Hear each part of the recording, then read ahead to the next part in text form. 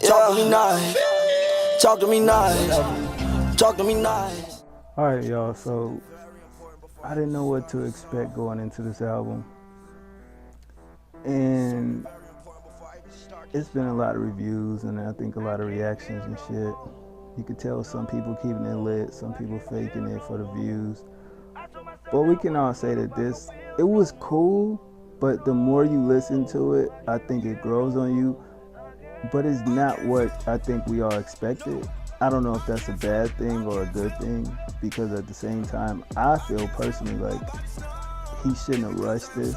And I feel like he shouldn't even cared about mentioning Love is Race 2, but that's beyond the point. It's already here.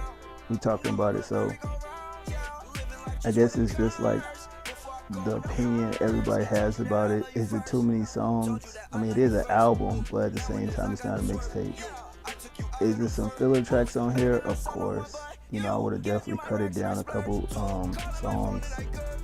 XO Tour Life makes sense to be on it. The emotions that I got from it, a lot of songs about his ex.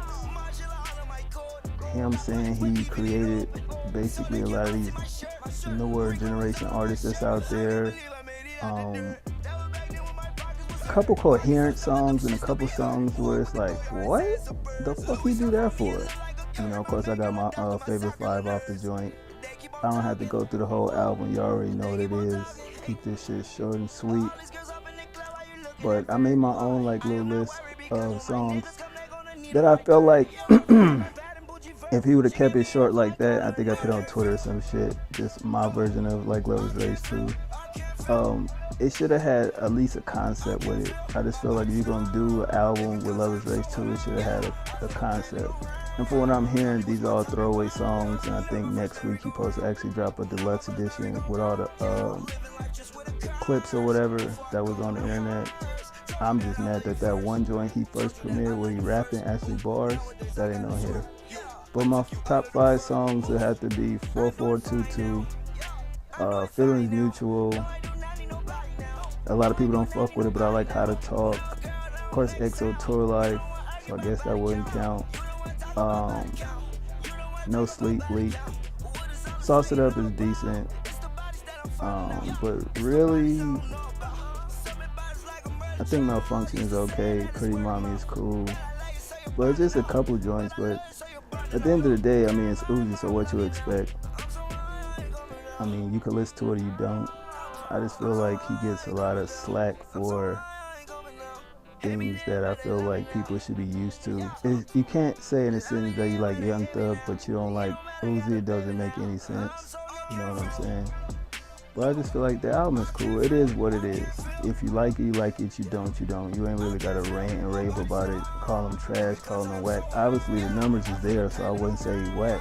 And you shouldn't discredit a person's fan base either for it. Rather, if they like his music or you don't. You know what I mean? I don't agree with everything Uzi says. The whole him dissing people that's 25 when he's damn near there in a couple years. I think that's pretty weird. I don't really get what that means, because it's just like, what? I guess, you know what I mean? But you could take away a lot of things from this album. I definitely like the Dark Queen record about his mom. I think that was dope. Wasn't expecting that. It was a couple things I really wasn't expecting on here. The intro, yeah, after Safe House and then you do that, it's like, whoa, that's like a skippable track. I personally don't skip it, but I think a lot of people skip that track. And the main complaint was it was hyped up to be something that it didn't turn out to be great. And I think if people didn't have a high expectation of the project, then I definitely feel they would have enjoyed it more. But you go from his 3 mixtapes to this project and they feel like it's underwhelming. You know, not to mention he released 3 projects last year. So at the same time, it's not a bad album. It wasn't the hype that it didn't live up to. He just basically put out the wrong track list. He picked the wrong collection of songs. I wouldn't even call this shit Love is Race 2. He should have called it Uzi Vert or some shit like that.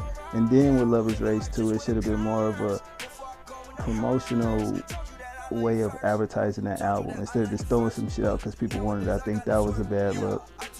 because it just came out of nowhere. Like, I don't follow a lot of these niggas on like social media. Like, I may follow them but don't check their pages and shit. I feel like that's a younger generation thing. So I just seen that it was dropping.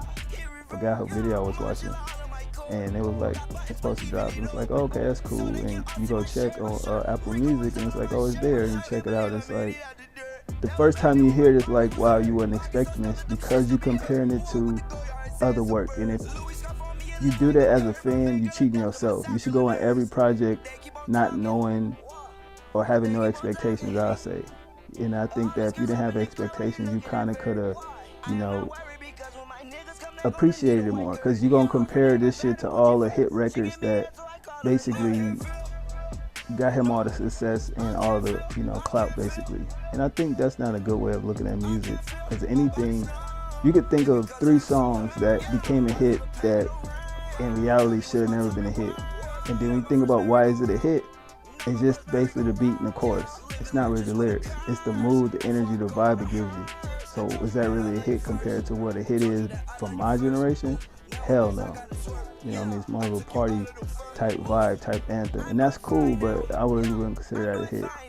Because when you think about how many people actually live in the world, and then a song has like 1 million plus, that's not really considered a hit when you got other shit that's doing like 100-something million. So yeah, that's that. But I fuck with it. It's cool. I give it a 7 out of 10. You know what I mean? At best, because I feel like the more you listen to it, the more you can get into it. You pay attention, you can catch shit you didn't catch the first time. The production, I definitely hit you in a different way. You know what I mean? I can't say I'm the biggest Uzi fan. I just like, you know, some of his records, and I support his music when it drops. iTunes, I buy them all. You know, just show support, because, you know, I do like some of the shit he does put out. I don't agree with his personal life. I don't really care about his personal life. I just here for the music. And if you can appreciate an artist for what they do as far as the music, and not judge them by what they do in the public or what the media, you know, portrays them as, I think you'll appreciate the music a lot more. But that's just what I think. Love Is Race 2 is cool. And if he does the deluxe version, I definitely check that out though. But just wanted to get my thoughts on the project. So overall, not every song is dope. You know what I mean? And you're not going to fuck with every record, but it is some gems in there if you actually take the time out to listen to it. You know what I mean? But y'all let me know y'all top 5 songs in the comment section. And yeah, I'll holler at y'all.